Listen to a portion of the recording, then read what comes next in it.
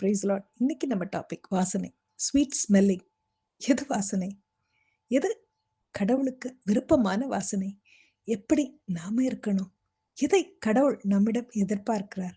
நாம் வாசனை திரவியமாக நற்கந்தமாக இருக்கிறோமா? அதற்கு நம்ம என்ன செய்யணும்? பவுல் சொல்ற மாதிரி தேவனுக்குள் கிறிஸ்துவின் நற்கந்தமாக நம்ம இருக்கிறோமா? 2 கொரிந்தியர் 2:16 சொல்லியிருக்க மாதிரி ரட்சிக்கப்படுவர்களுக்குள்ளே ஜீவனுக்கு ஏதுவான ஜீவ வாசனையாக இருக்கிறோமா? புரியலல்ல. இன்னைக்கு அதை பத்தி தான் பார்க்க போறோம். அதுக்கு முன்னாடி ஒரு குட்டி கதை. ஒரு ராணுவ வீரன் எதிரியுடன் போரில் ஈடுபடும் போது அவன் முகம் சிதைந்து சின்ன பின்னமாக உருமாறி உருக்குலைந்து போய்விட்டது. அவனுக்கு முகத்தில் அறுவை சிகிச்சை எல்லாம் நடந்தேறியது.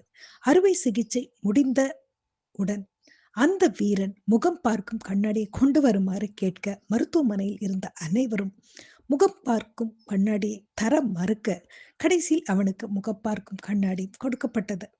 முகத்தை பார்த்த அவனுக்கு அதிர்ச்சி. அவ்வளவு அழகாக இருந்த அவன் அடையாளமே தெரியாத அளவிற்கு முகம் சிதைந்து சின்ன பின்னமாக ஆயிருந்ததை பார்த்த அவனுக்கு என் அம்மாவையும் நான் கல்யாணம் செய்து கொள்ள போகும் என் மாமன் மகளையும் பார்க்க வேண்டும் என்று அனுமதி பெற்றுக்கொண்டு அம்மா மாமன் மகளை பார்க்க கிராமத்துக்கு விரைந்தான். அந்த இராணுவ வீரனை பார்த்த அவனுடைய தாய்க்கும் அவன் மாமன் மகனுக்கும் கூட அவனை அடையாளம் தெரியவில்லை. இராணுவ உடையில் சென்றதால் அவன் தாய், வாய்யா, என் மக அனுப்பினானா, கடிதமும் போடலையா, வரவும் இல்லையான்னு கண்ணீர் வடித்தாள். தன் அம்மாவிற்கு கூட ஏன் அவன் திருமணம் செய்ய போகும் மாமன் மகளுக்கு கூட அவனை அடையாளம் தெரியாததால் அவன் உள்ளுக்குள் உடைந்து போனான். அவர்களுக்கு தன்னை வெளிப்படுத்த விரும்பாததால் குரலை மாற்றி அந்த இராணுவ வீரனின் நண்பனைப் போலவே பேசினான். உணவை அன்போடு பரிமாறினாள். உண்டான். உண்ட மயக்கத்தில் உறங்கியும் போனான். காலை எழுந்தவுடன் நன்றி சொல்லிவிட்டு கிளம்பினான். 4 நாட்களில் அவனுக்கு ஒரு கடிதம் வந்திருந்தது. அவனுடைய தாயிடமிருந்து, தம்பி, 4 நாட்களுக்கு முன்பு வீட்டுக்கு வந்திருந்தாயா? நீ தானே வந்திருந்த. அது உன்னை மாதிரியே தான் இருந்தது. உண்மையை சொல் என்று கேட்க அவன் கண்ணீர் வடித்தான். உடன் கடிதம் எழுதினான். ஆமா அம்மா, நான் தான் வந்தேன் அப்படின்னு சொல்லினான். உடனே அம்மாவும் மாமன் மகளும் அவனை காண ஓடோடி வந்தனர். அவன் தாயை பார்த்து, எப்படிம்மா, நான் தான் வந்தேனே, எப்படி கண்டுபிடிச்சிங்க அப்படின்னு கேட்க தாய் தொடர்ந்தா, நீ அசதியில ஷூ சாக்ஸோட தூங்கி போயிட்ட.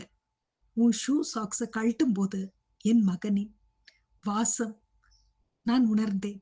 அதாவது உன் காலின் வாசத்தை உணர்ந்தேன்டா அப்படின்னு சொன்னாங்க. நீ என்னிடம் ஏன் மறைச்சேன்னு தாய் கேட்க, ஆமா, உனக்கே அடையாளம் தெரியல, நான் சொல்லுவேன் அப்படின்னு அவன் சொல்ல, அதற்கு அந்த மாமன் மகள், அப்போது உங்களை விரும்பியதை விட இப்போதுதான் அதிகம் உங்களை காதலிக்கிறேன்னு சொல்லி கட்டி தழுவி கொண்டாள். அனைவரும் ஆனந்த கண்ணீரில் உறைந்து நின்றனர். வாசனை குறித்து பைபிள் என்ன சொல்லியிருக்காங்க அப்படின்றத பார்க்கலாமா? அது 2 கொரிந்தியர் 2:14 இருக்கு.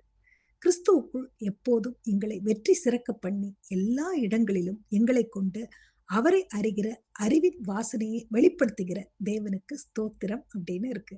இன்று நம்ம பார்க்க போகும் நபர் இயேசு கிறிஸ்து. மக்களாகிய நாம் கடைபிடிக்க வேண்டிய சட்டங்களை உணர்த்தும் நூல்தான் லேவியராகமம். கிறிஸ்து இயேசு நமக்கு முன்மாதிரி வைத்து சென்றார் அப்படின்னு சொல்லலாம். பழுதற்ற ஆட்டுக்குட்டியின் தொடைகளையும் குடல்களையும் அவன் தண்ணீரில் கழுவானாக. அவைகளை எல்லாம் ஆசாரியன் பலிபீடத்தின் மேல் சர்வங்க தகன பலியாக தகனிக்க கடவன். இது கர்த்தருக்கு சுகந்த வாசனையான தகன பலி அப்படின்னு சொல்லப்பட்டிருக்கும். இதில் ஆட்டுக்குட்டியானவர் நமக்கு முன்மாதிரியை வைத்து சென்றார். எப்படின்னு கேட்குறீங்களா? ஆட்டுக்குட்டியானவர் யோர்தான் நதியில் ஞானஸ்தானம் பெற்றது போல சர்வ அங்க தகன பலியாக தன்னைத்தான் முழுவதையும் பிதாவிடம் ஒப்படைத்தது போல நாமும் நம் பாவங்கள் நீக்கி நம்மை கழுவி சர்வ அங்க தகன பலியாக நம்மை நம் கர்த்தரிடத்தில் ஒப்படைக்கும் போது நாமும் நற்கந்தமாக வாசனை வீசும் திரவியமாக கர்த்தருக்கு சுகந்த வாசனையான தகன பலியாக மாறுவோம் அப்படின்றது புரியுது. எபேசியர் 5:2 சொல்லியிருக்காங்களே, கிறிஸ்து நமக்காக தம்மை தாம் தேவனுக்கு சுகந்த வாசனையான காணிக்கையாக பலியாக ஒப்பு கொடுத்து தம்மில் அன்பு கூர்ந்தது போல நீங்களும் அன்பில் நடந்து கொள்ளுங்கள்னு சொல்லப்பட்டிருக்கோம் இல்லையா? கிறிஸ்து இயேசுவை போல நாமும் நம்மை ஒப்பு கொடுக்கிறோமா?